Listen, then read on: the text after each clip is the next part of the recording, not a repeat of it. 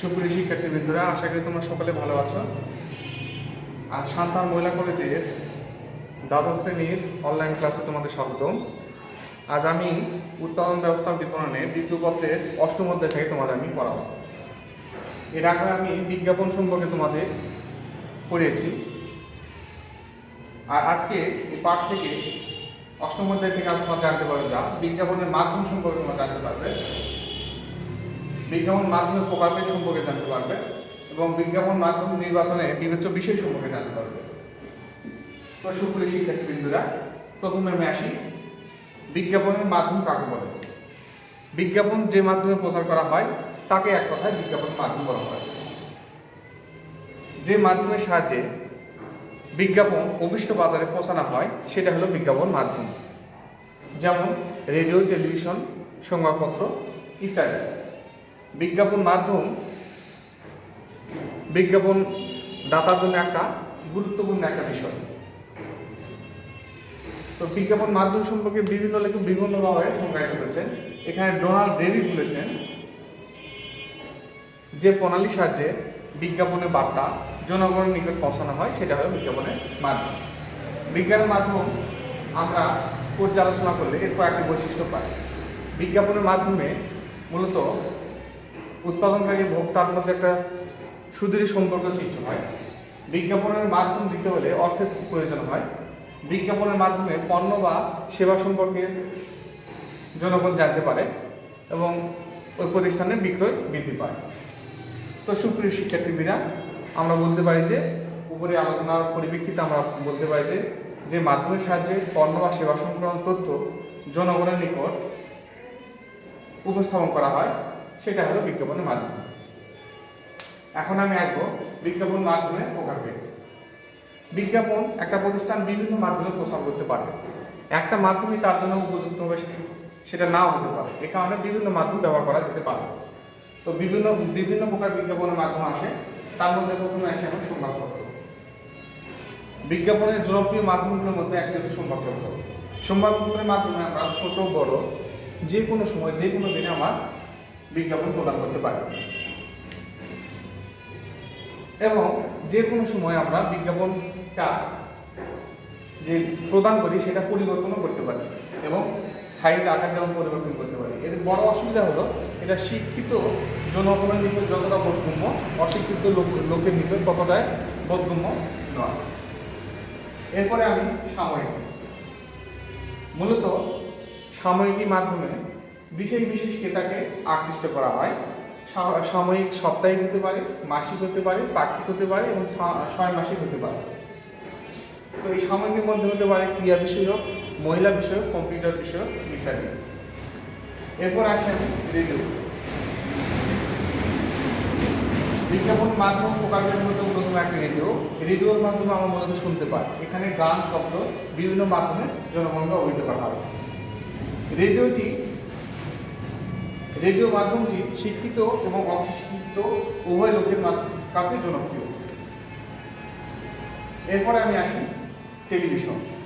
যে মাধ্যমে আমরা শব্দ শোনার পাশাপাশি দেখতে পাই সেটা হলো টেলিভিশন। টেলিভিশনের জনপ্রিয়তা সবচেয়ে বেশি। এখন গ্রামে গঞ্জে কারো বাড়িতে টেলিভিশন নাই এমন বাড়ি খুঁজে পাওয়া অনেকটা মুশকিল। এই কারণে টেলিভিশনের বিজ্ঞাপন দেখলে অতি সহজে ক্রেতা বা ভোক্তাকে আকৃষ্ট করা যায়। প্রত্যক্ষ ডাক। প্রত্যক্ষ ডাকের মাধ্যমে নির্বাচিত ক্রেতাদের কাছে সরাসরি পণ্য সংক্রান্ত তথ্য প্রেরণ করা হয়। প্রত্যক্ষ ডাকের মাধ্যমে সীমিত সংখ্যক ক্রেতার কাছে সাড়া প্রদান করা সম্ভব, কিন্তু সেটা যদি অনেক বেশি পরিমাণ ক্রেতা হয় তাদের সাড়া প্রদান করতে হলে অনেক খরচের ব্যাপার এসে যায়। এ কারণে প্রত্যক্ষ ডাক সীমিত প্রচারের ক্ষেত্রে একমাত্র সম্ভব। বহির্বিজ্ঞাপন। যে বিজ্ঞাপনগুলো আমরা সাধারণত রাস্তা, খোলা জায়গায় দেখতে পাই সেটা হলো বহির্বিজ্ঞাপন। এটা বিলবোর্ড হতে পারে, এটা পোস্টার হতে পারে ইত্যাদি। এটা মূলত একটা স্থায়ী বিজ্ঞাপনের মাধ্যম। পরিবহন বিজ্ঞাপন। আমরা সাধারণত বিভিন্ন ধরনের পরিবহন, ট্রাক, বাস, লঞ্চ, ট্রেন, এগুলো গায়ে যে লেখার মাধ্যমে যে বিজ্ঞাপন প্রদান করা হয় সেটা হলো পরিবহন বিজ্ঞাপন। এখন আসি চলচ্চিত্র। সাধারণত সিনেমা হলে সিনেমা শুরুর আগে এবং বিরতির সময় সাধারণত এই বিজ্ঞাপন প্রদান করা হয় বিভিন্ন পণ্যে। এটা মূলত একটা প্রভাবশালী বিজ্ঞাপনের মাধ্যম। এটার বড় অসুবিধা হলো যারা শুধু সিনেমা দেখতে যায় তাদেরই শুধু এই মাধ্যমে বিজ্ঞাপন দেওয়া সম্ভব। প্রদর্শনী সাধারণত বিভিন্ন মেলা স্টলের আয়োজন করা হয়। সেই স্টলে যারা মেলা দেখতে যায় পণ্য সম্পর্কে তারা সাময়িক ধারণা পেয়ে থাকে এবং তাৎক্ষণিক ওখানে ক্রয়ের জন্য অর্ডারও দিতে পারে। এটা হলো প্রদর্শনীর ব্যবস্থা। নতুন পণ্য পরিচিতি করার জন্য প্রদর্শনী একটা গুরুত্বপূর্ণ হাতিয়ার বলে আমি মনে করি। তো প্রিয় শিক্ষার্থী, এখন আসি মোড়ক। সাধারণত পণ্যের গুণগত মান রক্ষার জন্য পণ্যের গায়ে যে আবরণ থাকে সেটাকে মোড়ক বলে। মোড়কে যদি আমি বিজ্ঞাপন প্রদান করি তাহলে মোড়কটা সুন্দর এবং রঙিন যদি ওখানে আমি যাবতীয় তথ্য দিয়ে থাকি তাহলে যে বিক্রয় কর্মীকে বেশি খাটুনির প্রয়োজন হয় না। এরপর আসি নভেলটি। সাধারণত উপহার সামগ্রী হিসাবে যে তথ্যগুলো প্রেরণ করা হয়, যে পণ্যগুলো প্রেরণ করা হয় সেটাকে নভেলটি বলা হয়। যেমন চাবি রিঙে ওই পণ্য সংক্রান্ত তথ্য, উপহার হিসাবে আমি গ্লাস সেট দিব সেটা হলো সেই পণ্য সংক্রান্ত তথ্য, কলম দিব সেটা হলো সেই পণ্য সংক্রান্ত তথ্য এখানে দেওয়া হয়ে থাকে। Internet website. বর্তমান যুগ হলো তথ্য ও যোগাযোগ প্রযুক্তির যুগ। বর্তমান সামাজিক যোগাযোগ মাধ্যম হিসাবে ইন্টারনেট এবং ওয়েবসাইটের গুরুত্ব অত্যন্ত গুরুত্বপূর্ণ। সামাজিক যোগাযোগ মাধ্যমে আমরা যেমন পণ্যের প্রচারণা সংক্রান্ত তথ্য দিতে পারি, সেই সাথে সাথে বিভিন্ন ওয়েবসাইট খুলেও আমি এই তথ্য দিতে পারি। তাহলে যে পণ্যটা আমি বাজারে ছাড়বো সেই ওয়েবসাইটে ঢুকলে আমরা পণ্যের গুণ সংক্রান্ত এবং দাম সংক্রান্ত যাবতীয় তথ্য পেয়ে থাকবো। প্রচারপত্র প্রদান করার মাধ্যমে আমরা বিজ্ঞাপন প্রদান করতে পারি। এরপর আসলো বাতায়ন সজ্জা। সাধারণত দোকানে ফ্রিজ বা টেলিভিশন দোকানে আমরা সুন্দর র্যাকে টেলিভিশন এগুলো সাজায় রাখি, যাকে বাতায়ন সজ্জা বলা হয়। এটা যারা শুধু ওই শোরুমে যাবে তারাই শুধু এই বাতায়ন সজ্জাটা লক্ষ্য করতে পারে। তো সুপ্রিয় শিক্ষার্থীবৃন্দরা, এই যে বিজ্ঞাপন মাধ্যম, তো একটা পণ্যের জন্য একটা মাধ্যম যথেষ্ট নাও হতে পারে। এই ক্ষেত্রে আমরা একাধিক মাধ্যম ব্যবহার করতে পারি। তো সুপ্রিয় শিক্ষার্থীবৃন্দরা, এখন আমি আসবো বিজ্ঞাপনের মাধ্যম নির্বাচনের বিষয়। বিজ্ঞাপন মাধ্যম নির্বাচন করার সময় যে সকল বিষয় বিবেচনা করতে হয় সেগুলো হলো বিজ্ঞাপন মাধ্যমের বিবেচ্য বিষয়। প্রথমে যে বিষয়টি আমাদের লক্ষ্য রাখতে হয় সেটা হলো পণ্য বা সেবা প্রাকৃতিক। পণ্যটা সেবা, ভোগ্যপণ্য না শিল্পপণ্য। যদি ভোগ্যপণ্য হয় তাহলে রেডিও, টেলিভিশন এবং সংবাদপত্র অত্যন্ত জনপ্রিয় মাধ্যম। আর যদি সেটা শিল্পপণ্য হয় তাহলে সেটা জার্নাল বা ম্যাগাজিন, সেটা একটা প্রভাবশালী মাধ্যম হতে পারে। বাজার প্রকৃতি।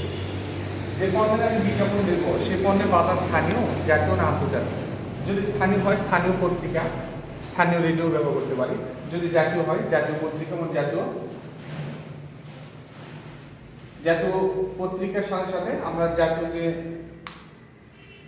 মাধ্যমগুলো আছে যেমন হতে পারে সেটা টেলিভিশন ব্যবহার করতে পারি। এরপর আসি বিজ্ঞাপনের উদ্দেশ্য। বিজ্ঞাপনের উদ্দেশ্যটা কি, সেই উদ্দেশ্যের আলোকে আমরা মাধ্যমটা নির্বাচন করতে পারি। বিজ্ঞাপনের উদ্দেশ্য যদি হয় পরিচিত, নতুন পণ্য পরিচিত, সেক্ষেত্রে রেডিও, টেলিভিশন, সংবাদপত্র হতে পারে। আর যদি শুধু পণ্যের মূল্য হ্রাস সংক্রান্ত হয় তাহলে আমি মনে করি যে এখানে সংবাদপত্রের একটা যথেষ্ট প্রভাবশালী একটা মাধ্যম হতে পারে। ক্রেতার প্রকৃতি। আসলে ক্রেতারা কি রকম, তারা শিক্ষিত না অশিক্ষিত তার উপর নির্ভর করেও সাধারণ পণ্যের মাধ্যম নির্বাচন করা হয় বিজ্ঞাপনের মাধ্যমে।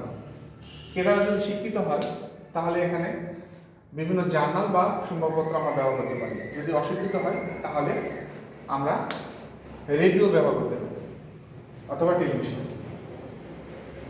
এখন আসি মাধ্যমের জনপ্রিয়তা। আমি যে মাধ্যমটি ব্যবহার করব পণ্যের জন্য সেটা অবশ্যই জনপ্রিয়তা হবে। জনপ্রিয়তা না হলে সে মাধ্যমে বিজ্ঞাপন প্রদান করা না করার সময়, এই কারণে আমাকে দেখতে হবে যে কোন মাধ্যমটি জনপ্রিয়, ঠিক সেই মাধ্যমটি আমাদের এখানে বিজ্ঞাপন হিসেবে আমরা ব্যবহার করতে পারি। বিজ্ঞাপনের বার্তা। বিজ্ঞাপনের বার্তা, এখন বিজ্ঞাপন আমি কিভাবে প্রেরণ করতে চাই, সেটা কি সহজ উপায়ে, মানে যদি এমন হয় ব্যবহার বিধি সংক্রান্ত জানানো সংক্রান্ত বিষয় হয়, তাহলে অবশ্যই টেলিভিশন একটা প্রভাবশালী ও জনপ্রিয় মাধ্যম হবে। আর যদি রং এবং চাকচিক্য হয়, সেটাও টেলিভিশন। আর যদি জনগণকে অবহিত করা হয়, তাহলে সেটা সংবাদপত্র বা রেডিও হতে পারে। তাই বিজ্ঞাপন বার্তাটা হবে, বিজ্ঞাপনের বার্তাটা কীরকম তার উপর নির্ভর করে বিজ্ঞাপনের বিষয়টা আমার বিবেচনা করতে হবে। এখন আছে বিজ্ঞাপনের বাজেট। বাজেট মানে খরচ। সাধারণত আমি যে বিজ্ঞাপন দিব সেই দিতে চাইলে তো হবে না, তার জন্য অর্থ লাগবে। বিজ্ঞাপন মূলত একটা অর্থ প্রদানের বিনিময়ে সেই প্রচারণামূলক কার্যক্রম চালানো হয়। এখন আমি যে প্রতিষ্ঠানের বিজ্ঞাপন দিব, যে পণ্য সম্পর্কে, সেই পণ্যটার যে প্রতিষ্ঠান যে আর্থিক অবস্থা ভালো হয়, সেক্ষেত্রে আমরা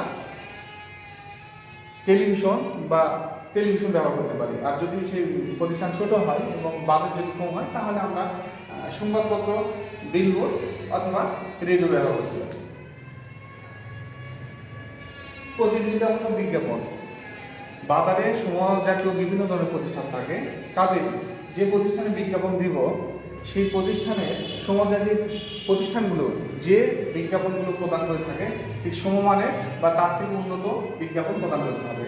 তার থেকে লো কোয়ালিটি বিজ্ঞাপন দিলে সেটা ওই পণ্যের ক্ষেত্রে বিশেষ সুবিধা আসবে বলে মনে হয় না। আবেদনের স্থায়িত্ব।